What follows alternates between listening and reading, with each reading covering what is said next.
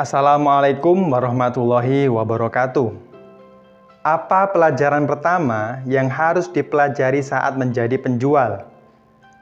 Stop talking and start listening. Seperti yang dikatakan oleh supervisor saya ketika internship di Astra Daihatsu, beliau berkata, sales itu punya satu mulut dan dua telinga. Jadi harusnya kamu pakai telinga lebih sering daripada mulut kamu.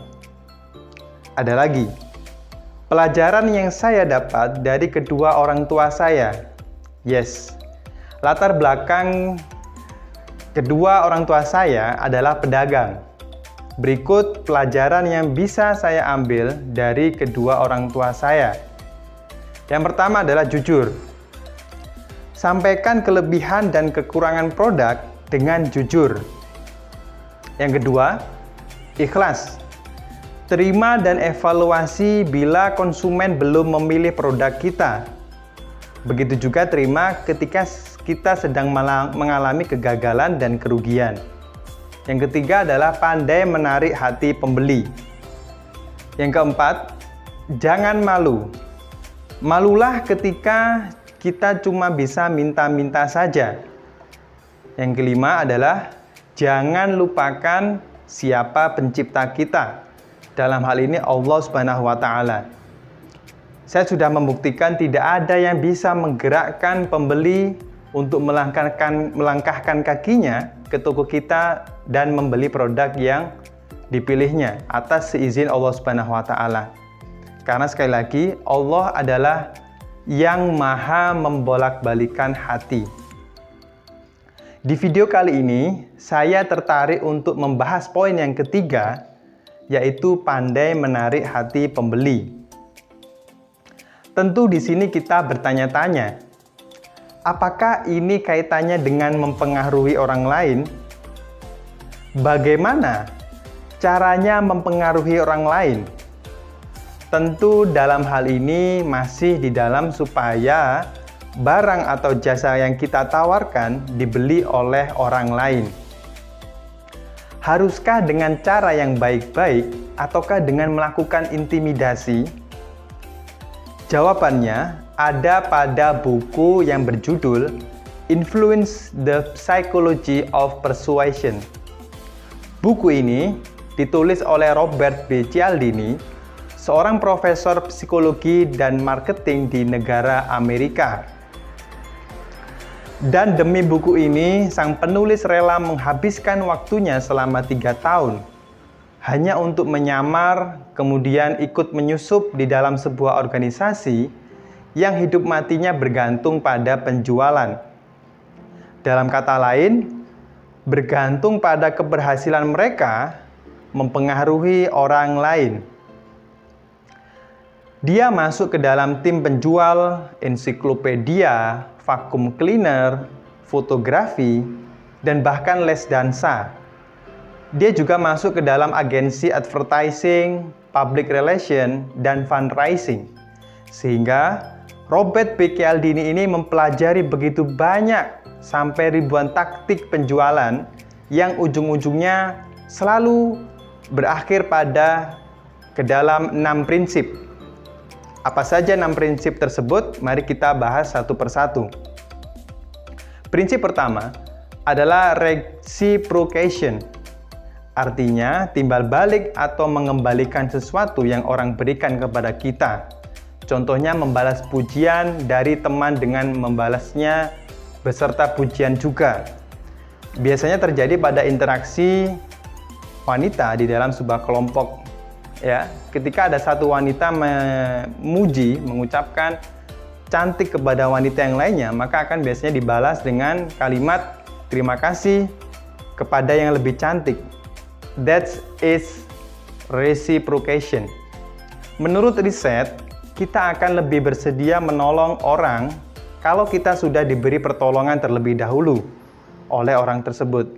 Dan cara ini tetap berhasil bahkan ketika orang tersebut hanya menolong kita dengan cara membelikan minuman, sekalipun tanpa diminta. Luar biasa. Yes, inilah konsep yang dinamakan enggak enakan. Jadi, kalau kamu ingin meminta sesuatu dari orang lain, kamu harus membuat orang lain merasa nggak enakan terlebih dahulu. Prinsip yang kedua, komitmen and consistency. Kenapa menepati janji dianggap penting? Karena kita sebagai manusia umumnya tidak suka dengan orang yang tidak konsisten, yang tidak menepati janji, yang biasanya tidak melakukan apa yang dikatakannya. Jangan sampai kita menjadi pribadi orang yang seperti itu. Bayangkan kamu sedang laptopan mengerjakan tugas di sebuah kafe dan kamu ingin pergi ke toilet.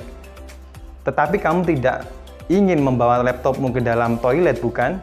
Sehingga kamu meminta tolong kepada mbak-mbak di sebelah kamu untuk menjaga laptop kamu selama kamu pergi ke toilet. Kalau tiba-tiba ada orang yang ingin mencuri laptop kamu, pertanyaannya apakah mbak-mbak ini akan menghentikan sang maling? Menurut riset yang dilakukan oleh Thomas Morris, seorang psikologis, jawabannya adalah iya. Padahal mereka yang dimintai tolong paham betul resiko berurusan dengan maling. Sedangkan atau sebaliknya, orang yang dimintai tolong alias tidak dimintain komitmennya biasanya enggan menghentikan maling yang sedang beraksi. Karena kenapa? Karena mereka tidak berkomitmen apa-apa. Jadi, uji cobalah orang yang ingin kamu pengaruhi dengan komitmen kecil. Dan nantinya atau hasilnya rata-rata dia pasti akan bilang iya juga pada komitmen yang besar. Yang ketiga, social proof. Apakah kamu tahu bahwa jumlah kejadian bunuh diri biasanya meningkat setelah media memberitakan kejadian bunuh diri tersebut? Inilah yang dinamakan Werther Effect. Werther adalah nama karakter utama dalam buku karangan dari Goethe yang bunuh diri di penghujung cerita. Tidak lama setelah buku itu terbit, tingkat bunuh diri di Eropa langsung meningkat seakan-akan ada virus yang melanda.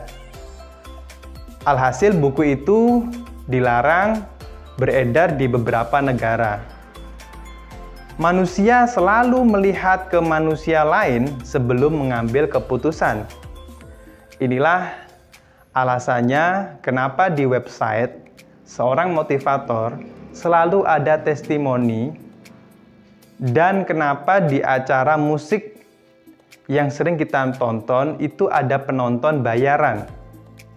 Mereka ingin menciptakan sebuah social proof agar kita tidak ragu dalam mengambil keputusan. Apakah sah dalam berbisnis? Sah-sah saja. Inilah yang diibaratkan bagaimana perusahaan kita itu tampil seperti perusahaan profesional. Jadi siapkan testimoni atau apapun yang membuat orang lain merasa tidak sendiri ketika kamu ingin mempengaruhi orang lain. Yang keempat, liking. Kita cenderung mengiyakan sebuah permintaan kalau permintaan itu datang dari orang yang kita kenal dan yang kita suka. Tahu Tupperware? Tupperware menjual produk dengan cara mengadakan house party di rumah ibu-ibu yang bersedia menjadi tuan rumah. Tentu dalam hal ini ada kesepakatan, bagi hasil dan sebagainya. Tujuannya apa? Supaya para tamu seakan-akan membeli barang dari teman sendiri. Seorang teman yang kemungkinan besar mereka sukai. Dan suka atau liking di sini bukan hanya suka dari segi perkenalan atau tahu atau tidak, tapi juga dari segi fisik ya, ketampanan dan kecantikan. Menurut riset, kita otomatis memberikan penilaian baik seperti baik hati, jujur, dan pintar kepada orang-orang yang good looking. Jadi, kalau kamu mempengaruhi orang, Pastikan orang itu menyukaimu, baik dari segi fisik maupun segi emosional atau good attitude. Yang kelima, authority. Pendapat dari seorang profesor pasti akan lebih dihargai dibandingkan pendapat dari lulusan yang bukan profesor. Inilah yang dimaksud dengan authority atau kewenangan atau juga keahlian serta kekuasaan. Kenapa artis rela mengunjungi dokter? Misalkan dokter bedah di luar negeri, padahal di Indonesia juga ada, bukan? Karena yang di luar negeri itu bukanlah dokter biasa, melainkan dokter yang memang benar-benar ahli di dalam prakteknya selama puluhan tahun. Dan inilah alasan kenapa iklan di televisi biasanya menggunakan dokter sebagai model atau menggunakan dokter untuk kalimat. Sebagai contoh, 9 dari 10 dokter menyarankan produk ini dan seterusnya. Dari sini bisa kita simpulkan, kalau sudah dokter yang bilang, kenapa kita mesti ragu? Kamu juga harus menjadikan dirimu seorang ahli dari sini ya, sehingga kamu bisa mempengaruhi orang lain. Yang keenam, scarcity. Kenapa midnight sale di misalkan Zara begitu menggoda? Karena diskon sebesar itu cuma terjadi setahun sekali. Dalam kata lain, diskon sebesar itu langka. Pernah lihat timer countdown di website motivator yang menjual sebuah e-book atau seminar? Mereka sengaja melakukan untuk itu membuat apa yang mereka jual seakan-akan langka. Misalkan ada kalimat, jangan sampai ketinggalan karena ini udah mau habis dan sebagainya. Padahal ketika kita waktunya membeli, pada saat itu habis, kita masih bisa membeli. Semakin langka suatu barang atau jasa, semakin besar juga rasa ingin kita memiliki dan rasa ketika kita takut ketinggalan akan produk itu. Jadi buatlah dirimu atau apapun yang ingin kamu tawarkan ke orang lain terlihat langka kepada orang yang akan, sehingga orang itu akan sulit untuk menolaknya. So, itulah beberapa pelajaran yang bisa kita pelajari dan terapkan sebagai seorang penjual. Semoga berguna. Wassalamualaikum warahmatullahi wabarakatuh.